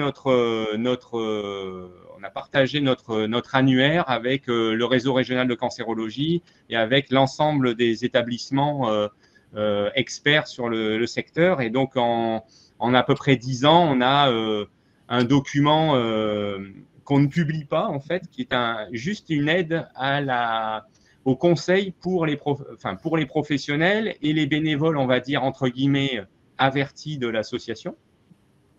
Et qui permet, donc, quand on a des patients qui souhaitent avoir des informations, des orientations sur les compétences sur le territoire pour de multiples choses, hein, ça va du retour à l'emploi à les prothèses capillaires, les prothèses mammaires, à l'hypnose, enfin j'en passe. Mais on a colligé, alors c'est pas du tout exhaustif, ça n'a pas la volonté d'être exhaustif, mais c'est un document en fait qui regroupe les relations qu'on a pu créer depuis 10 ans entre l'association et un certain nombre de compétences locales. Voilà. Et les personnes qui interviennent toujours au nom de la compétence dans l'association et jamais en nom propre. Donc, ce qui permet en fait comme c'est bénévole, les personnes qui interviennent viennent pour faire connaître en fait leur domaine d'expertise ou de compétences. Et ça permet, en 10 ans, on a réussi à tisser des liens. Et ces liens-là, maintenant, ils sont utilisés par les équipes de soins de support à l'Institut Godino, à Courlancy au niveau du centre du sein, et j'en passe. Voilà. Merci beaucoup pour ce retour sur les actions extrêmement précieuses de ces associations de proximité, comme Action Croisée. Alors, j'ai mis dans le chat quelques liens, notamment pour que les personnes de la région qui seraient intéressées pour découvrir les différentes actions les retrouvent. Alors, Jérôme, tu es aussi très impliqué au niveau pharmaceutique. Il y a eu plusieurs questions sur comment est-ce qu'on sait, où est-ce qu'on peut retrouver peut-être des pharmaciens plus engagés en oncologie, ou comment ça se passe en fait cette expertise à l'officine, est-ce que c'est des formations qui se développent, comment est-ce qu'on peut trouver une équipe plus impliquée, ou comment est-ce qu'on peut faire pour être accompagné, comment vous êtes déjà organisé vous en tant que pharmacien pour développer ces actions qui sont assez récentes. On le souligne depuis le début de cette conférence.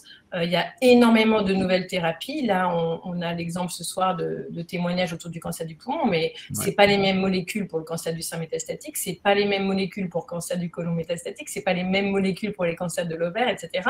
Donc, en fait, ça fait énormément de choses très, très pointues. Vous avez dans votre patientèle, finalement, assez peu de patients qui ont, il n'y en a peut-être pas 2 qui ont le même traitement, d'ailleurs, je ne sais pas, pour ces thérapies si pointues. Comment vous faites dans la pratique et comment vous vous formez, comment vous vous organisez au niveau des pharmaciens d'officine? Alors, officiellement, il n'y a rien qui distingue une pharmacie d'une autre.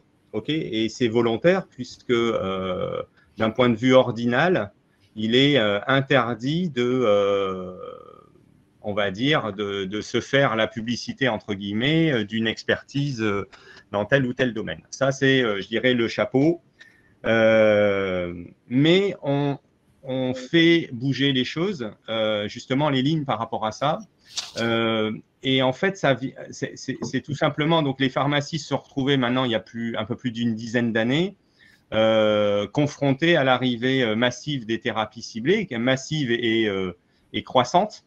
Et donc, qu'on le veuille ou non, on a la chance en France, ce qui n'est pas le cas dans la majorité des pays dans le monde, d'avoir la possibilité de dispenser et donc pour le patient d'avoir son traitement de thérapie ciblée dans n'importe quelle pharmacie.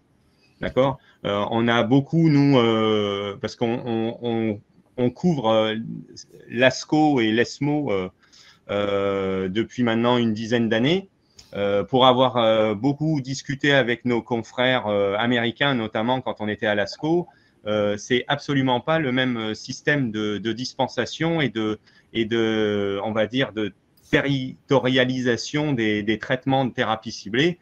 Les patients vont attendre longtemps leur traitement, c'est envoyé pour certains par la poste. Une fois que la négociation s'est faite avec la mutuelle pour la couverture du traitement, enfin j'en passe. Donc, de pouvoir se dire, tiens, alors je dis n'importe quoi, mais je suis en Corrèze, je pousse la porte de ma pharmacie et je veux telle molécule de thérapie ciblée, c'est faisable. D'accord ? Ce qui n'est pas le cas, je vous dis, dans beaucoup de pays.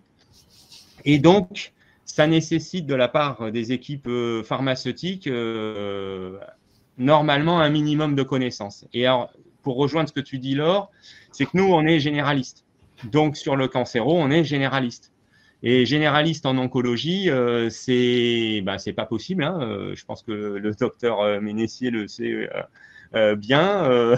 Nous, c'est impossible de tout connaître. Et ce n'est pas notre rôle.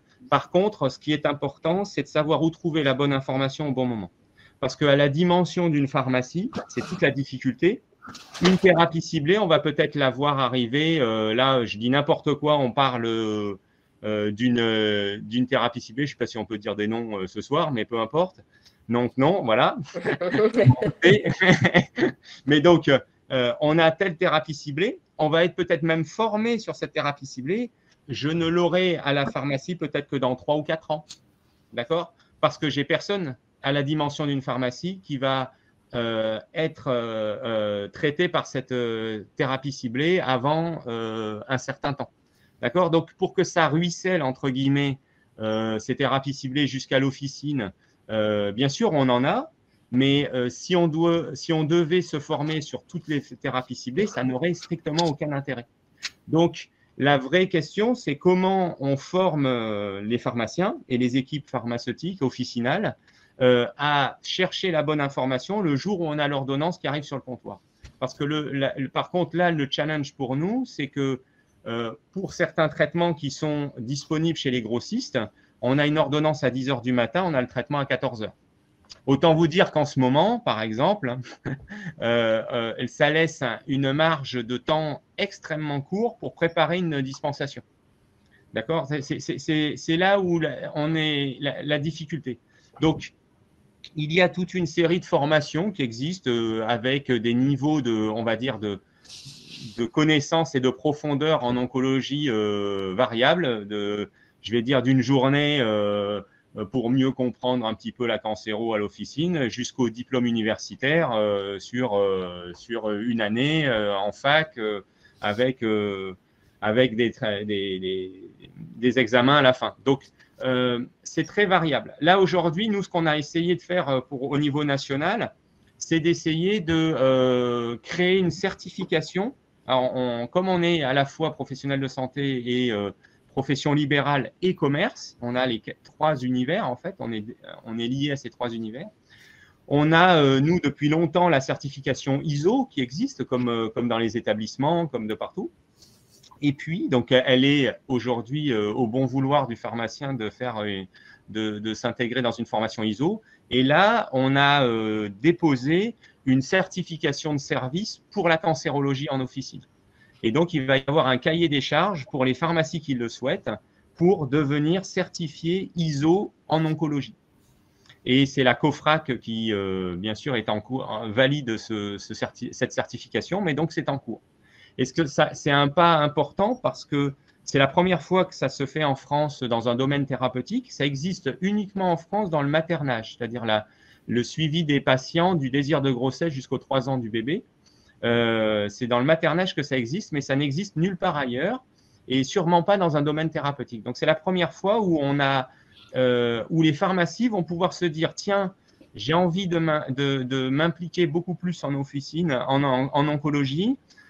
Quelle est la démarche? Et en fait, sans aller jusqu'à la certification, parce qu'il y a certaines pharmacies qui n'auront pas les capacités ou l'intérêt pour y aller, mais ça va donner comme un chemin à suivre, une ligne directrice pour ces pharmacies pour se dire, bah, tiens, quels sont les univers sur lesquels je dois travailler? Qu'est-ce que je dois faire pour promouvoir l'activité physique? Qu'est-ce que je dois faire pour la dispensation? Qu'est-ce que je dois faire en termes de formation continue? Qu'est-ce que je dois faire pour la prise en charge, par exemple, la détection de la détresse psychique chez mes patients? Comment je peux les orienter? Comment se fait l'orientation au comptoir vers le cabinet du médecin généraliste, par exemple? Et pareil pour la thrombose, pareil pour le suivi des patients à domicile, et j'en passe. Et donc, on a à peu près 12 ou 13 univers dans lesquels les pharmaciens vont pouvoir essayer de développer et monter en puissance, on va dire, pour la prise en charge des patients. Hein, mais aujourd'hui, c'est très, pardon, ouais, je termine, c'est juste, c'est très pharmacie dépendante par rapport aussi aux capacités même de la pharmacie. Alors, il y a des pharmacies qui ne sont absolument pas intéressées parce que ça ne rentre pas dans leur optique, on va dire, business, entre guillemets. Et puis, vous avez des pharmacies qui sont malheureusement trop petites pour pouvoir investir le temps nécessaire pour se développer dans tel ou tel domaine. Et au milieu, vous avez un ventre mou avec des pharmacies qui vont développer des actions plus ou moins importantes en cancéro. Voilà. Parfait. Merci beaucoup. Et vous avez répondu en partie parce que, bien sûr, Jeanne nous a fait rêver avec la relation de l'hôpital et la relation avec son pharmacien qui connaissait énormément et qui avait pu l'accompagner. Et donc, pas tout dire, c'est pour ça il faut que ça reste. Il y avait beaucoup de questions justement sur est-ce qu'il existe un annuaire, donc vous y répondez partiellement en disant on est en train de mettre en place justement cette certification ISO et donc est-ce que quelque part on pourra trouver cette information et savoir que le pharmacien chez lequel on va se rendre, on va aller chercher cette thérapie ciblée, est formé et pourra nous donner, en plus de nous dispenser des médicaments, nous donner des informations importantes. À part sur la vitrine de la pharmacie et un peu dans le cadre des réseaux sociaux, c'est-à-dire sur la page peut-être Facebook de la pharmacie, sinon on a une interdiction de communiquer sur ce type de spécialisation. Donc c'est à la fois très bien parce que ça permet d'éviter des écarts trop importants entre toutes les pharmacies en France, puisque toutes ne sont pas en capacité de le faire. On serait tous en capacité, on pourrait se dire, ceux qui font, tant mieux, ceux qui ne font pas, tant pis. Mais il y a des pharmacies où vous avez un pharmacien, une préparatrice pour faire tourner la boutique. Ils ne sont pas en capacité de se lancer dans une certification.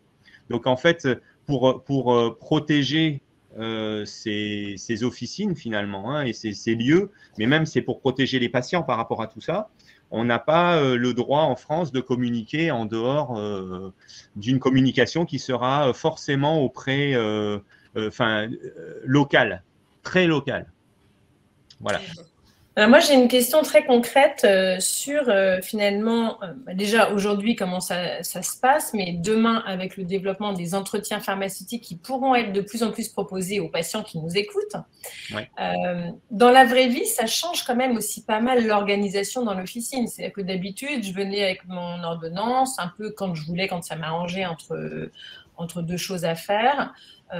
Est-ce que demain, finalement, nous, les patients, on devrait un petit peu se dire, tiens, je vais aller chercher mon médicament, je vais prendre rendez-vous, ou là, le pharmacien m'a proposé un entretien, on va caler ça à un moment donné. C'est-à-dire que finalement, en termes d'organisation chez vous, est-ce que vous avez tous des espaces de confidentialité, une organisation qui va tendre vers ça? Est-ce qu'il faut que nous, les patients et les associations d'ailleurs, on se prépare à expliquer comment ça va se passer, le suivi en oncologie en officine? Oui, c'est les espaces de confidentialité, l'intégration des nouvelles missions dans les pharmacies se font de plus en plus. Voilà, les entretiens en oncologie, ça tombe entre guillemets au mauvais moment. Parce que en fait, moi je forme le quart est de la France sur ce sujet. Toutes les 2022, il n'y a pas une formation qui est maintenue. Hein. Donc en fait, plus personne n'est en capacité d'aller se former pour ça. Ce qui ne veut pas dire qu'on a arrêté. Moi, je sais que j'en fais à titre personnel. Je continue à faire des entretiens en oncologie selon la structure de la Sécu. Donc, c'est possible. Ce qu'on voit, c'est que on a quand même des situations très différentes. C'est-à-dire que vous avez des pharmacies qui n'ont jamais fait d'entretien. Jamais, quel que soit le domaine. Donc, c'est-à-dire, vous dites, en fait, tout se fait au comptoir. Puis, vous avez des pharmacies où il y a une culture de l'entretien déjà, potentiellement informelle, puisque jusqu'à maintenant, avant qu'on nous mette des entretiens, on avait quand même des entretiens avec les patients. Hein. Les nouvelles missions, c'est bien, mais ça vient valider des choses que pour un certain nombre de pharmacies, nous faisions de manière complètement informelle, avec rien derrière. C'est-à-dire que ce n'était pas structuré, il n'y avait pas de compte-rendu, il n'y avait pas de suivi, il n'y avait rien. Mais les entretiens, on les faisait. Là, c'est vrai que ces entretiens-là, ça permet de structurer et surtout de venir s'intégrer, on l'espère, de plus en plus dans la prise en charge globale en lien avec les autres équipes soignantes. C'est-à-dire que vraiment, l'idée, moi, ce que j'espère, que quand tout ça se mettra en place peut-être de manière plus active, plus importante, c'est que ça permet de gagner en proximité avec les équipes soignantes, que ce soit avec les IDEC, donc les infirmières de coordination, pardon, ou bien les IPA, donc les infirmières de pratique avancée, ou bien avec les soignants, hein, les médecins, voilà, parce que c'est vrai ou bien bien sûr nos confrères pharmaciens hospitaliers qui font aussi un gros boulot, et bien souvent on est éloigné en fait de tout ça. Et c'est lié aux activités des uns et des autres, hein, et à la charge de travail. Moi, je vois, ça fait donc des années qu'on a identifié sur le secteur par exemple, des prothésistes capillaires. Eh bien, les centres rémois donnent toujours des listes avec les prothésistes rémois. Donc, vous dites aux patients, mais en fait, vous avez des prothésistes qui sont au pied de votre maison. Pourquoi vous allez à Reims, quoi? Et voilà, ça prend un temps fou pour intégrer ces éléments-là, malgré le fait qu'on leur a fourni, bien sûr, les données, tout ce qu'il faut. Mais c'est juste un exemple pour dire que chacun vit sur ses territoires, à son activité. C'est difficile de créer les ponts. Et ces entretiens-là sont des moyens aussi parce qu'on peut se mettre en contact avec les équipes, on peut renvoyer un compte-rendu de ces entretiens. Parce qu'il ne faut pas oublier que très souvent, nous, les patients, on les voit beaucoup plus souvent que les équipes soignantes. Et donc, les situations psychiques, les situations de lien. Alors, c'est super, là, toutes les applications là, de PRO et tout. Moi, j'adore parce que ça va être un moyen justement de créer, de renforcer ce lien-là. Mais c'est une vraie recherche, hein, d'avoir ce lien. Alors, une dernière question, parce que malheureusement, il va falloir qu'on termine cette super soirée tous ensemble. Et en fait, c'est une question que j'aurais envie de vous poser à chacun, très courte. On a ce soir visiblement plusieurs patients partenaires qui sont actifs dans leurs différentes régions, dans leurs différents centres, dans leurs différentes associations, et qui se posent la question de est-ce que déjà vous travaillez déjà dans vos centres ou vos établissements avec des patients experts, patients partenaires? Est-ce que c'est quelque chose dans ce virage ambulatoire, est-ce que c'est un acteur qui pourrait rentrer, on va dire, dans la boucle? Alors, on va donner la parole d'abord au docteur Ménessier à Strasbourg. Est-ce que vous avez déjà des patients partenaires? Alors non, j'ai pas l'habitude de fonctionner de la sorte, mais c'est vrai que ça pourrait être une offre intéressante que je me vois bien proposer à des patients, comme disait Jeanne après l'annonce, proposer un interlocuteur qui est passé par là et puis qui peut expliquer un peu ce que va être la suite, etc., que ça soit un petit peu moins l'inconnu et qu'ils sachent un peu comment ça va se passer en pratique et avoir des petits conseils. Ça me semble être une excellente idée. Ouais. Delphine, à Gustave Roussy, vous avez des patients partenaires? Alors oui, il y a pas mal de choses qui sont mises en place justement avec les associations de patients et les patients partenaires parce qu'on n'a pas la même vision des choses et je pense que les deux sont importantes et complémentaires. Et après, effectivement, pour nous, tout ce qu'on va travailler là, l'objectif après, c'est de mettre en plus de l'éducation thérapeutique, tout un tas de choses comme ça. Et je pense que c'est clairement la place des patients partenaires parce qu'ils ont une finesse qui est beaucoup plus pertinente que la nôtre. Flora, est-ce que tu as déjà, toi, interagi à travers notamment les associations, peut-être, avec différents patients Alors, on n'a pas forcément mis en place ces patients partenaires, mais c'est vrai que ça fait vraiment écho à de nombreux patients que je peux avoir au téléphone et qui sont en effet hyper demandeurs des associations de patients et puis en effet d'avoir le ressenti et puis l'expérience d'autres patients qui ont vécu la même chose. Exactement ce que disait Delphine, c'est sûr que ce sera, je pense qu'ils ne vont pas poser les mêmes questions à leurs professionnels de santé qu'aux patients et les réponses de la part d'un patient n'aura pas forcément le même poids, la même répercussion, ne sera pas forcément perçu en tout cas de la même manière quand ça vient d'un patient plutôt que d'un professionnel de santé. Donc ça me semble en effet être une excellente idée également. Et alors en officine, ça serait quelque chose dans un territoire comme ça, un patient partenaire pourrait être un acteur dans la boucle ou... Oui, actuellement, je passe plutôt par la partie associative, en fait. Je passe plutôt par la partie associative. Après, c'est vrai que c'est, je pense, très, très intéressant. Par contre, ça demande des qualités au niveau du patient expert extrêmement fines et particulières parce que